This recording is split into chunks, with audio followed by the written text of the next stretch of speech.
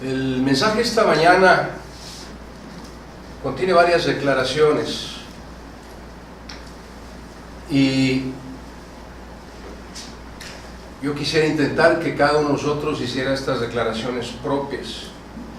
Ahora, aclaro, no son declaraciones mías, están sustentadas en la palabra de Dios, pero quiero que las meditemos, que las razonemos y que usted se convenza a sí mismo de que son verdad.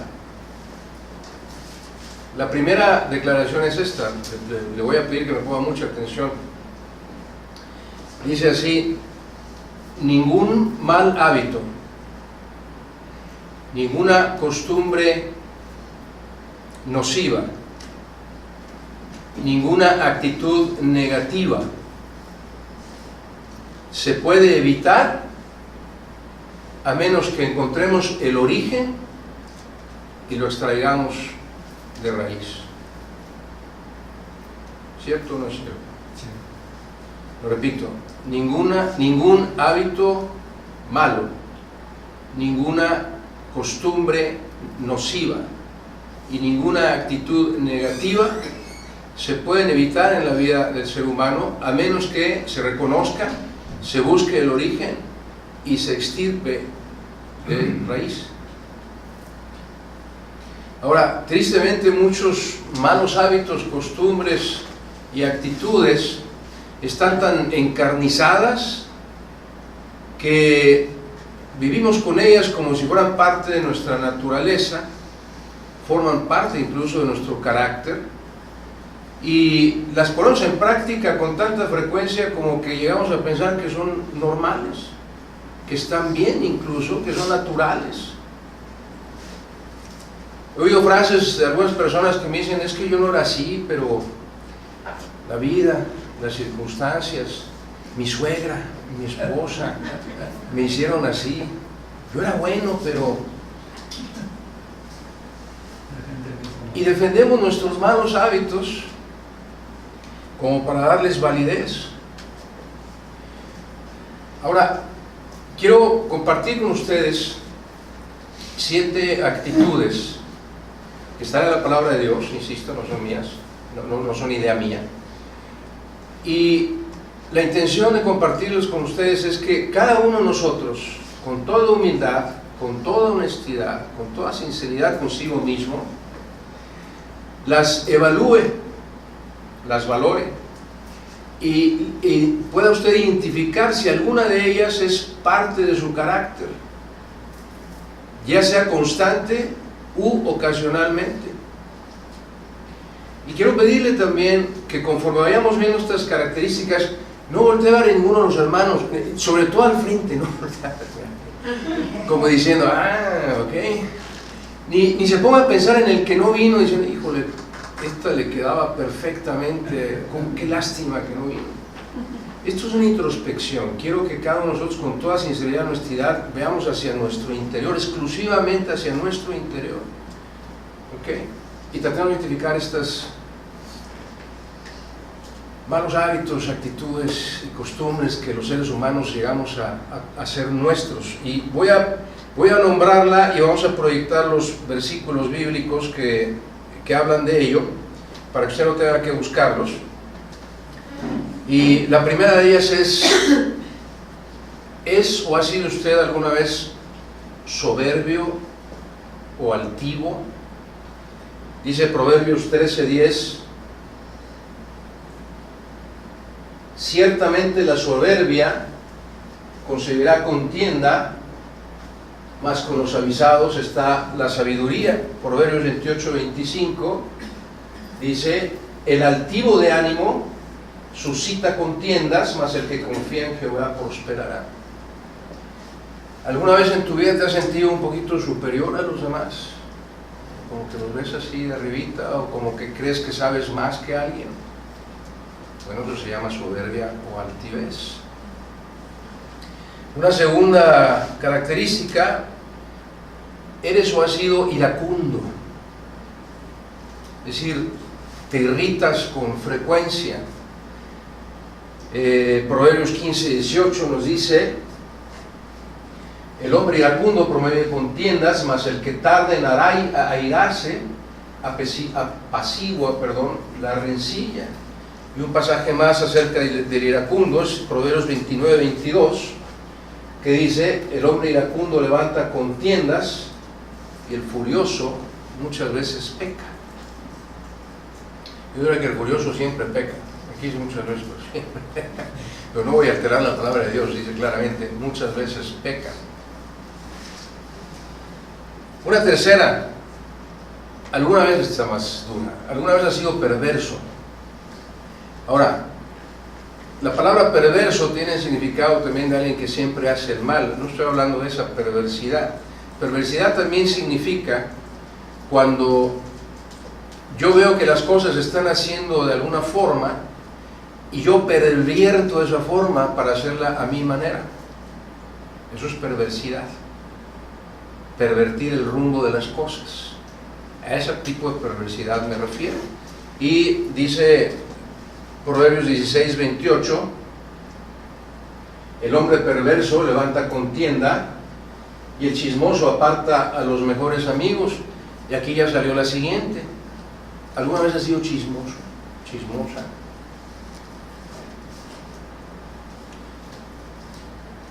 Ser chismoso quiere decir hablar de otra persona, bien o mal. El chismoso no siempre habla mal de otra persona. Decir chismes es hablar bien o mal de otra persona. ¿Okay? Y dice, ya vimos ahí Proverbios 16-28 y ahora Proverbios 26-20, dice: el chismoso aparta a los mejores amigos. Y luego dice: sin leña se apaga el fuego, y donde no hay chismoso cesa la contienda. ¿Vamos bien? Antes de seguir, quiero decirle que yo me he identificado con todos. ¿Okay? La siguiente es: ¿has sido o eres escarnecedor? ¿Qué quiere decir escarnecer? Burlarse de alguien que le ha ido mal, o que te dé gusto que le haya ido mal a alguien.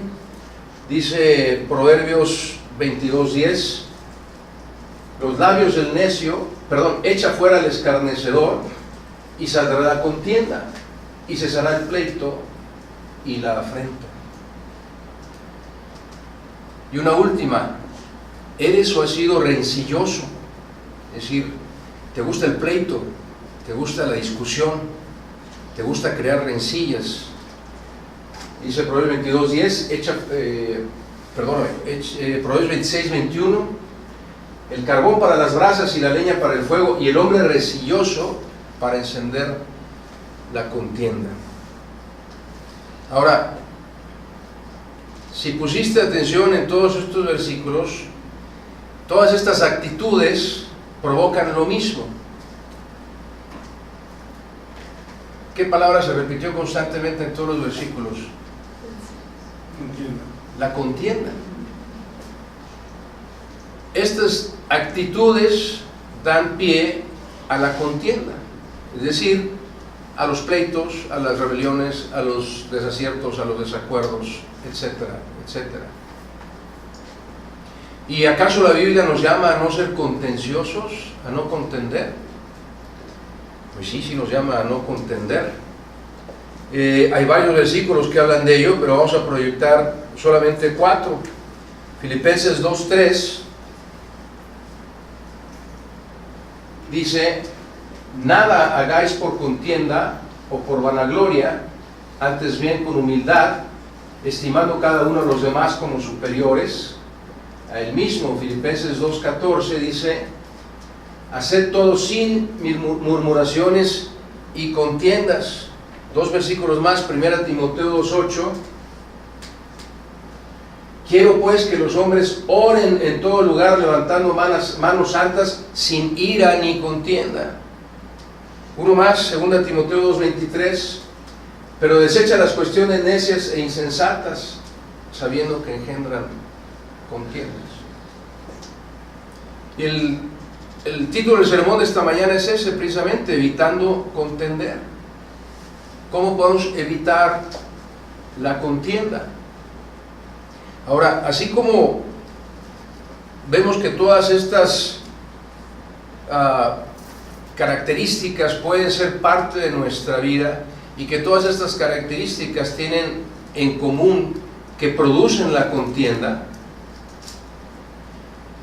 En segundo lugar, quiero mencionar que todas estas actitudes, características, malos hábitos, costumbres, etc., tienen un solo y un mismo origen. Todas provienen de una misma práctica que tristemente los seres humanos tenemos muy arraigada. La raíz y el origen de las contiendas es juzgar. Y no lo digo yo, lo dice la Biblia. Lo vamos a mostrar bíblicamente, porque mire, analice cualquiera de estas características que hemos visto. Primero hablamos del altivo o el soberbio.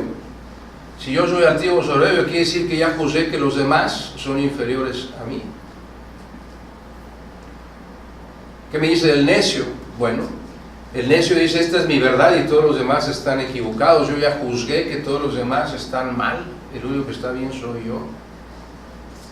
¿Qué me dice del chismoso? Bueno, el chismoso ya se creó una imagen o una idea de la persona y para eso hay que juzgarlo. Cualquiera de las características que acabo de mencionar. El perverso, decía yo, que es el que cambia de rumbo, porque todo lo que están haciendo está mal, déjenme hacerlo a mi manera. Y entonces yo juzgo que yo soy el único que tiene la razón y los demás están equivocados. El necio, mi verdad, los demás están mal. Mi verdad es la que debe imperar. Y ya juzgué a los demás. Y el rencilloso, pues yo soy el que tiene la razón siempre. Y me pongo a argumentar con cualquier otra persona. Y al ser rencilloso yo estoy provocando, yo estoy diciendo, yo estoy juzgando que todos los demás otra vez están equivocados y el que tiene la razón soy yo.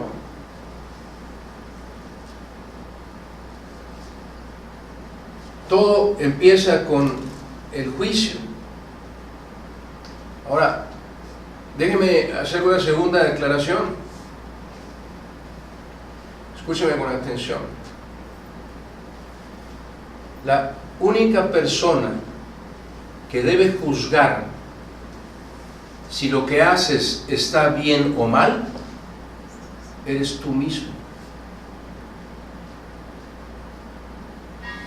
Repito, la única persona que debe juzgar si lo que está bien o mal, estoy hablando del plano terrenal, del plano humano, no estoy hablando del plano celestial donde tenemos un juez, estoy hablando simplemente entre seres humanos. El único que debe juzgar si lo que haces está bien o mal, eres tú mismo. Y esto aplica, esta verdad bíblica, la voy a demostrar, es una verdad bíblica, no viene en el Evangelio según San Esteban. Esta verdad bíblica implica entonces que aplica para toda la humanidad. Es decir, ningún ser humano es suficientemente justo para convertirse en juez. Ningún ser humano es suficientemente justo para convertirse en juez. Y no importa, escúchame por favor, no importa que tú sepas que lo que está haciendo la otra persona está mal, en contra de la palabra de Dios. No estoy hablando de eso. Nosotros podemos darnos cuenta, porque conocemos la palabra de Dios, que a lo mejor alguien está haciendo algo contrario a su voluntad. Pero aún así eso no me da derecho a juzgarlo.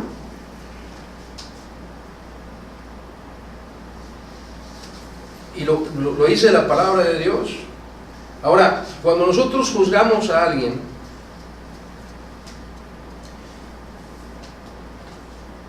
usamos normalmente 3 criterios. El primero es ese, precisamente nuestro nivel intelectual, nuestra conciencia o nuestro conocimiento del bien y el mal.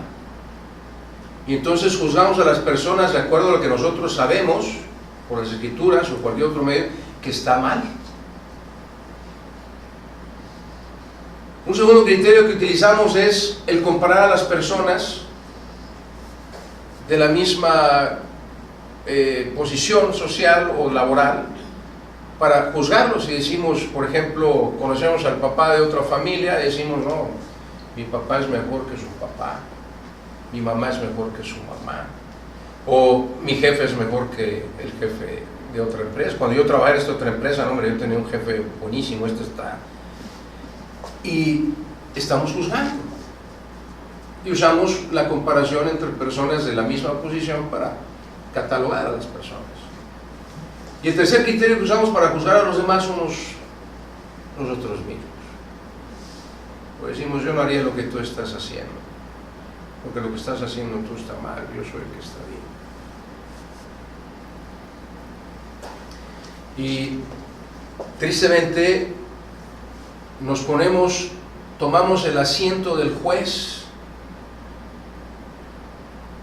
y ningún ser humano tiene la calidad moral, ni la totalidad de santidad, ni la absoluta perfección para juzgar a otro. Y lo vamos a ver en la palabra de Dios. ¿Qué dice la Biblia entonces acerca de ello? ¿Qué dice la Biblia acerca del juzgar a otros? Mateo capítulo 7, versículos 1 al 4. Dice el Señor Jesús, no juzguéis, con eso debería ser suficiente, ¿no? No juzguéis para que no seáis juzgados, porque con el juicio con que juzgáis seréis juzgados, y con la medida con que medís os será medido. ¿Y por qué miras la paja que está en el ojo de tu hermano y no echas de ver la viga que está en tu propio ojo? ¿O cómo dirás a tu hermano, déjame sacar la paja de tu ojo y he aquí la viga en el ojo tuyo? Pasaje paralelo en Lucas 6:37 dice prácticamente lo mismo, pero de forma resumida. Lucas 6:37 dice, no juzguéis y no seréis juzgados, no condenéis y no seréis condenados, perdonad y seréis perdonados. Y este versículo tan hermoso y tan concreto nos dice, antes de juzgar está el perdón. Otra vez, dice Lucas 6:37, no juzguéis y no seréis juzgados, no condenéis, que es la segunda parte, ya cuando juzgas después condenas y dictas sentencia, no condenéis y no seréis condenados, perdonad y seréis perdonados. Con este solo pasaje podemos declarar que la Biblia dice que no podemos ser jueces, ninguno de nosotros puede ser juez. Las dos primeras palabras que usa nuestro Señor Jesucristo es no juzguéis, y insisto, debería ser suficiente para nosotros. El verbo está en su forma imperativa. ¿Qué quiere decir eso? Que es un mandato, es una orden, es una instrucción. No juzguéis, punto.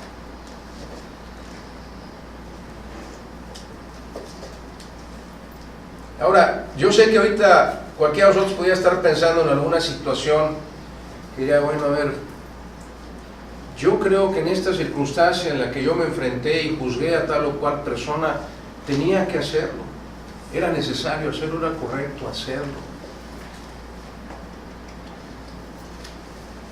Pero eso es precisamente el meollo del juicio. Decimos que el juicio produce contienda.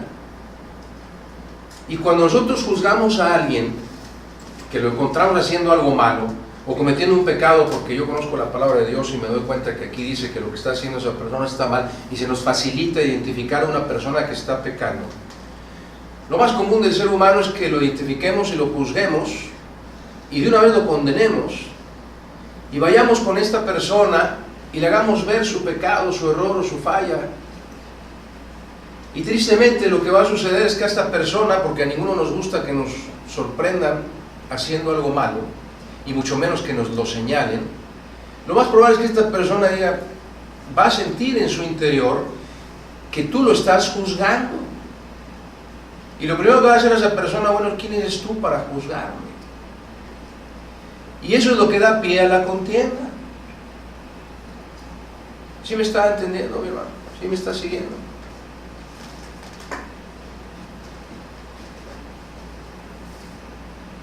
Entonces, ¿qué nos pide nuestro Señor Jesús cuando enfrentamos circunstancias como estas? Escúcheme con mucha claridad, por favor, mucha atención.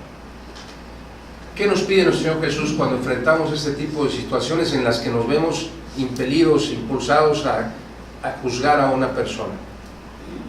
Precisamente evitar juzgar, mucho menos condenar o sentenciar. Simplemente callar,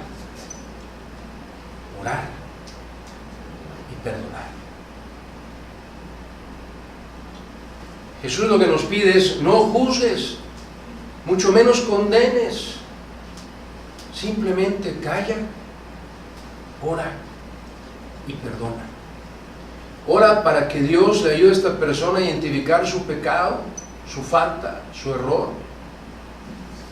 Y tú perdónalo en tu interior, no le guardes rencor, no lo señales, no lo castigues, aunque esté haciendo algo en contra tuya. Ahora, ¿lo dice la palabra de Dios? Sí, lo dice la palabra de Dios. Vaya conmigo, por favor, en su Biblia al Evangelio según San Juan, capítulo 8. Evangelio según San Juan, capítulo 8.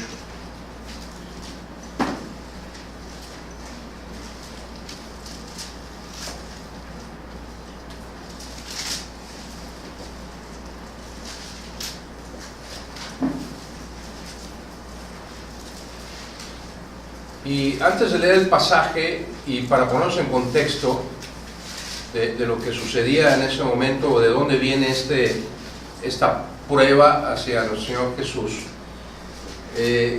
quiero que vea conmigo, vamos a proyectar Levítico, capítulo 20, versículo 10,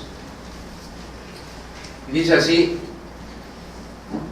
si un hombre cometiera adulterio con la mujer de su prójimo, y voy a hacer un paréntesis aquí, fíjese, entiéndame bien esta acepción del Señor, de lo que dice el Señor.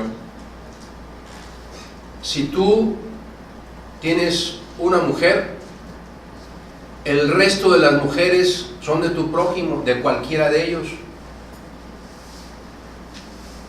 ¿Se entiende? Dice el Señor Jesucristo: serán una sola carne. Dice Génesis, pero serán una sola carne. De modo que a cada uno de nosotros nos toca una sola mujer, y como eso es una verdad bíblica, el resto de las mujeres del mundo son de algún prójimo, del que sea. Y nuestro Señor Jesús dijo: oísteis que fue dicho, no adulterarás, pero yo os digo que el que voltea a ver una mujer para codiciarla, ya adulteró con ella en su corazón. ¿Ok?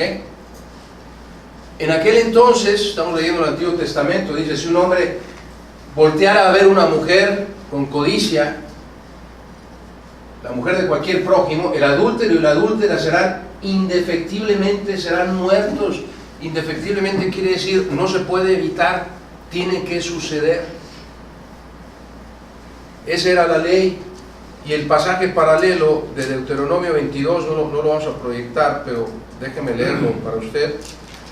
Dice así, Deuteronomio 22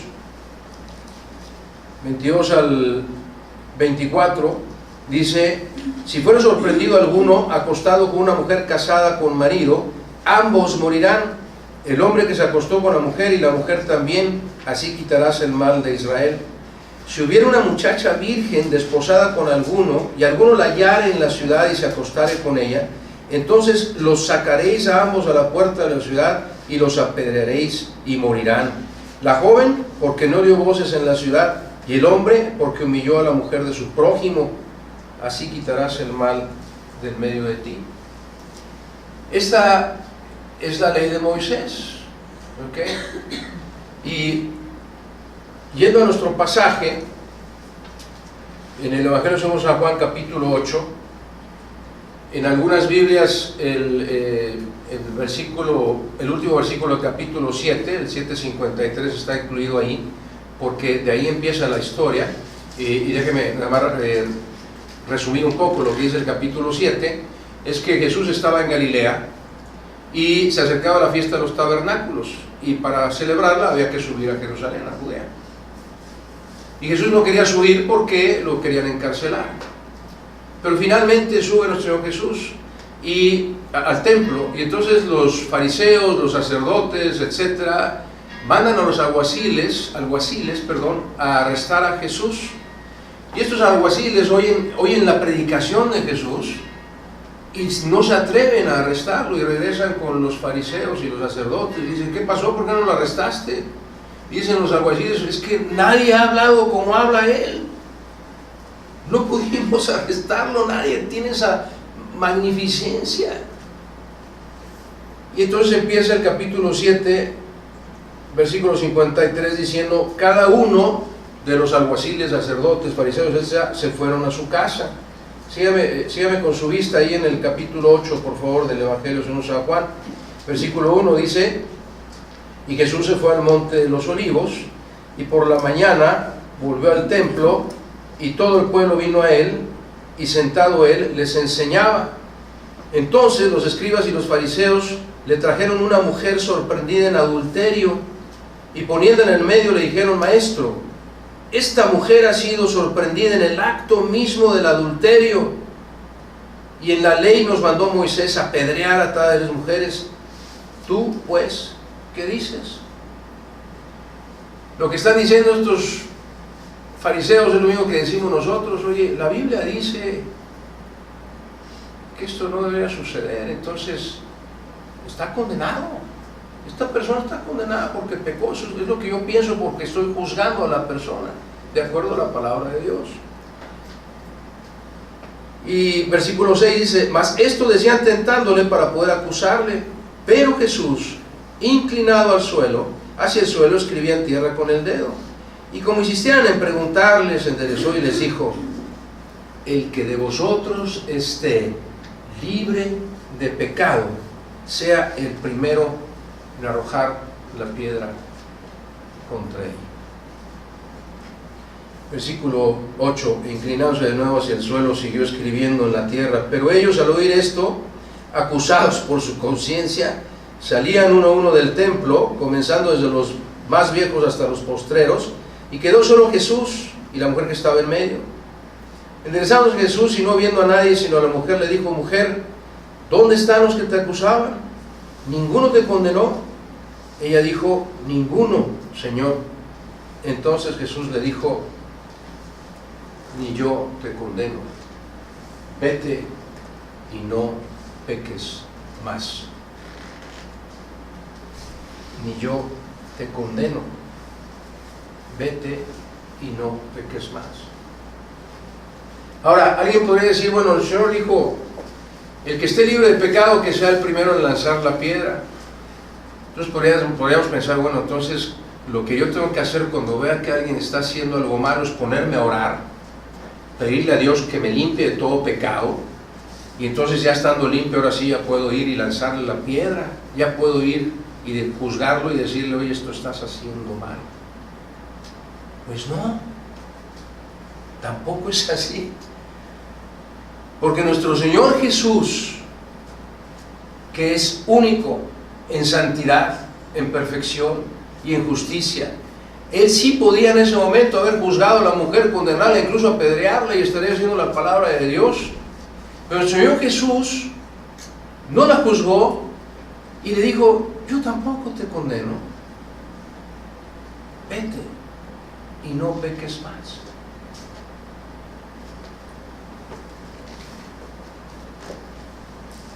Otra vez, ninguno de nosotros puede ser juez, porque para eso teníamos que ser perfectamente santos y absolutamente justos.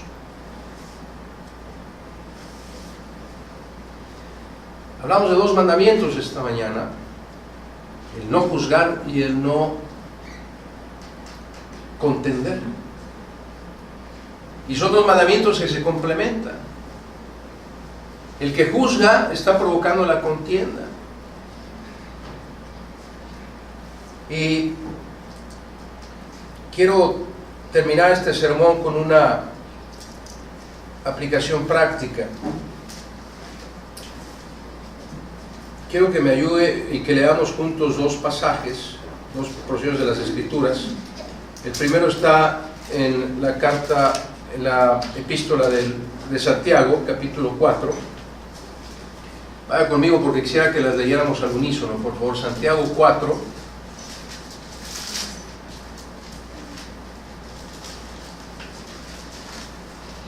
Y vamos a leer los versículos 11 y 12 de Santiago 4. Dice así, si lo tiene, léalo conmigo, por favor. Hermanos, no murmuréis los unos de los otros. El que murmura del hermano y juzga a su hermano, murmura de la ley y juzga a la ley. Pero si tú juzgas a la ley, no eres hacedor de la ley, sino juez. Uno solo, es decir, Dios, es el dador de la ley, que puede salvar y perder. Pero tú, ¿quién eres para que juzgues a otro? Un pasaje más, por favor, ahí en la primera carta del apóstol Pablo a los Corintios. Primera carta del apóstol Pablo a los Corintios, capítulo 12.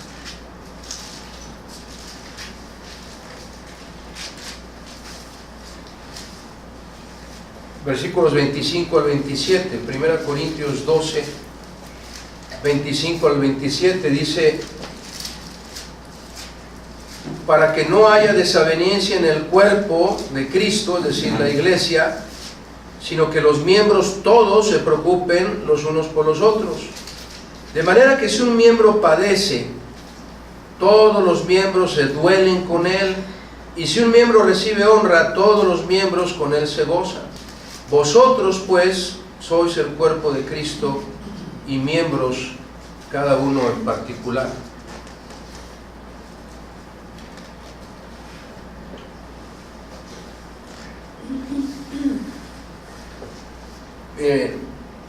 Quiero confesar públicamente aquí el por qué estoy hablando de este tema. Durante varias semanas yo fui contencioso. Durante varias semanas yo estuve juzgando a las personas. Estuve discutiendo y argumentando con ellos, sosteniendo mi personal punto de vista,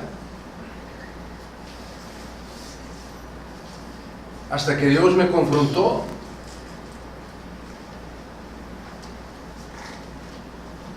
Y me hizo ver todo lo malo que yo estaba haciendo con mi testimonio como hijo suyo. Y lo peor del caso es que lo dejé por escrito. Y Dios trajo a mi corazón y a mi mente y me hizo recordar situaciones en las que yo hablé mal de sus siervos. Hablé mal de algunos pastores, de algunos hermanos o hermanas. Los juzgué.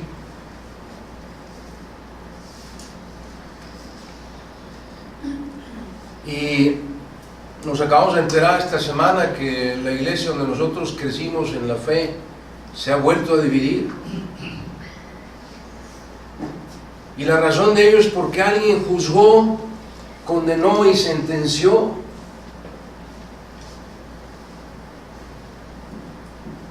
El juzgar, sobre todo a los miembros de la iglesia, a los hermanos en la fe, de cualquier iglesia, no estoy hablando nada más de esta. Hablar, murmurar, decir chismes acerca de cualquier hermano o hermana en la fe, destruye las iglesias, crea contiendas, separa las iglesias. Esta analogía hermosa que es el apóstol Pablo, tanto en esta primera carta de Pablo a los Corintios como la de Efesios, en donde menciona que la iglesia es el cuerpo de Cristo y Cristo es la cabeza, es una analogía perfecta, obviamente, como todo lo que hace Dios, pero piénselo de esta manera. Cuando yo sufro un golpe, lo primero que reacciona es mi cerebro para identificar el daño que se le ha hecho al cuerpo y reaccionar de inmediato. Si yo me hago una herida, raspono, lo que sea, y empiezo a sangrar, el cerebro es el primero que lo sabe y da las instrucciones para sanar el cuerpo. Bueno, Cristo es el cerebro, la cabeza de la iglesia. Cuando tú o yo hablamos mal de alguien, del cuerpo de Cristo, el primero que lo oye es Él. El primero que lo sabe es Él.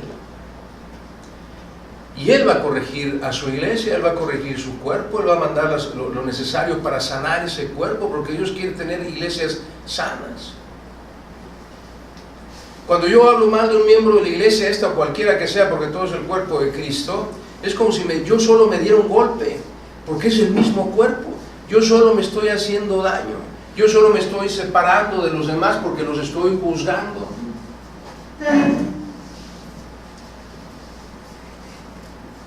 Por eso dice Santiago, no murmuréis de los hermanos, no juzguéis.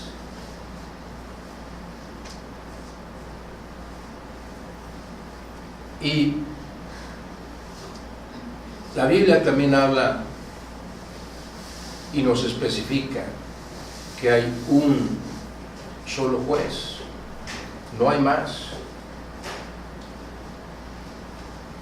Hechos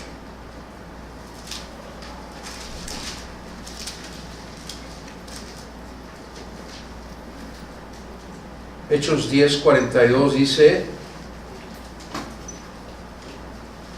hablando de Dios, en la predicación de Pedro, está Pedro predicando y dice, Hechos 10:42, y nos mandó que predicásemos al pueblo y testificásemos que Él es decir, Jesús, el que Dios ha puesto por juez, con mayúscula, de vivos y muertos. Dios ha puesto a Jesús como el único juez de vivos y muertos, no hay más. Ahora, cuando Dios me confrontó con esto,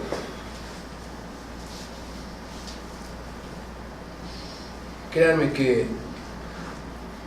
hizo que mi corazón cayera de rodillas en humildad, pidiendo perdón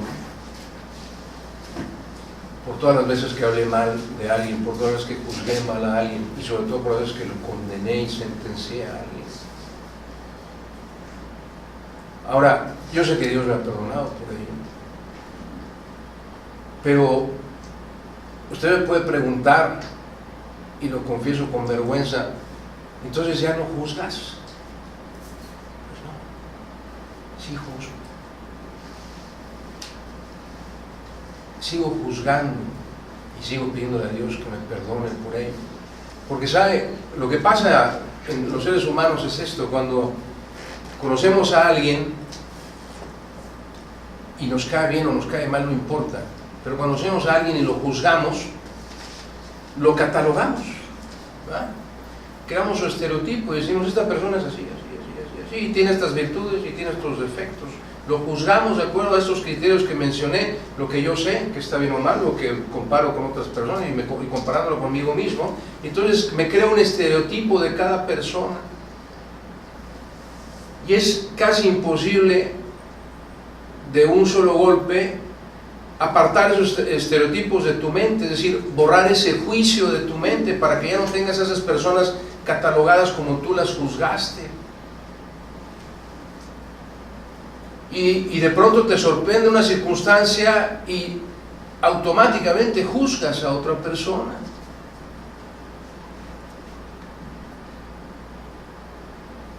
Pero si tú como yo eres cristiano y reconoces el poder de Dios para cambiar tu corazón,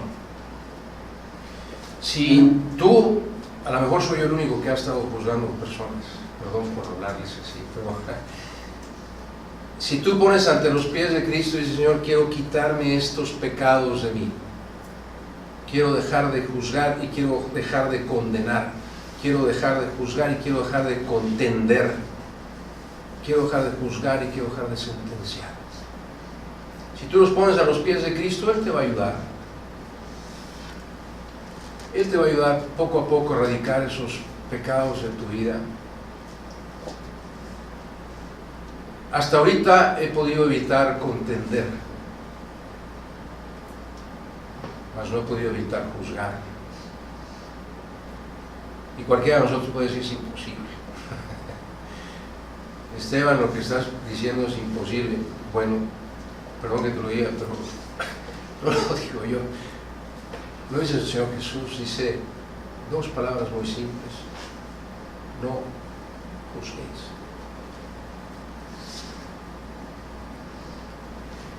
Y en mi corazón está pedir esto, y lo pido todos los días a nuestro Señor, que nuestra iglesia no sufra lo que han sufrido estas iglesias de las que hemos salido nosotros, que se han partido en pedazos, porque alguien empezó a murmurar, porque alguien empezó a juzgar, y empezó a correr ese rumor, y del juicio se originó la contienda, y de la contienda se originó la ruptura y la separación entre los hermanos.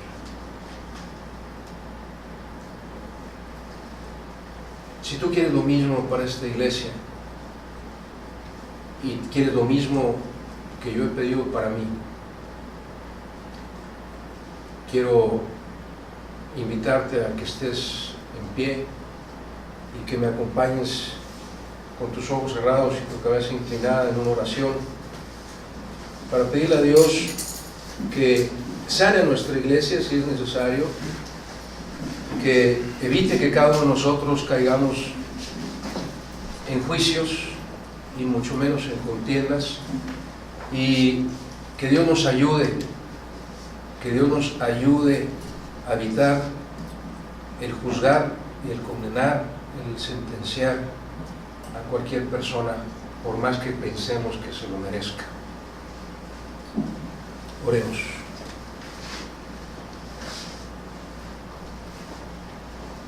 Padre Santo y bueno, solo tú eres justo, Dios. Solo tú eres santo y perfecto. Solo tú tienes la verdad. Solo tú sabes todo lo que está bien y lo que está mal. Nosotros apenas podemos ver un esbozo, Señor, de todo lo que es tu sabiduría.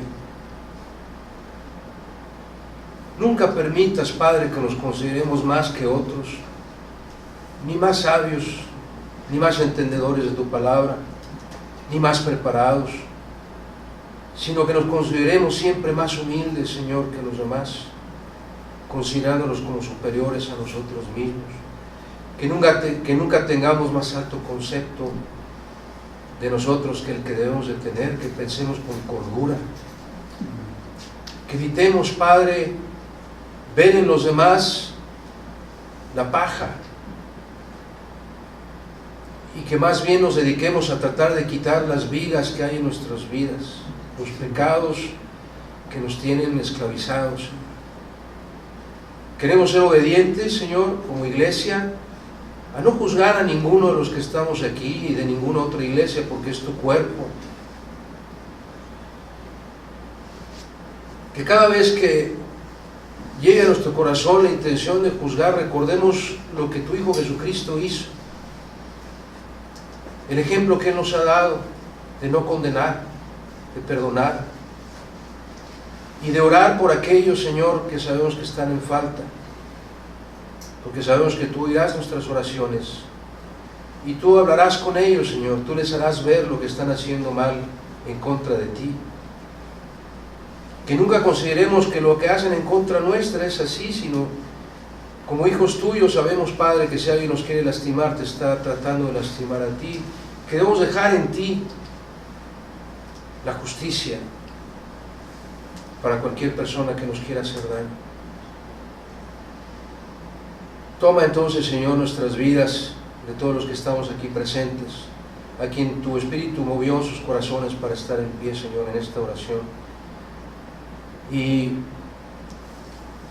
límpianos, Señor, de toda mancha de pecado, de cada juicio que hemos hecho, de cada contienda que hemos iniciado. Límpianos, Padre.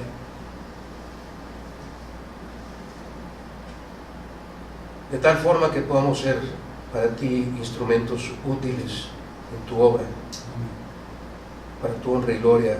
Lo suplicamos con humildad, en el bendito y todopoderoso nombre de nuestro juez justo, tu Hijo Jesucristo. A Él sea la gloria, majestad, imperio y potencia por los siglos de los siglos. Amén. Vamos a entonar un último canto. Les invito a continuar de pie.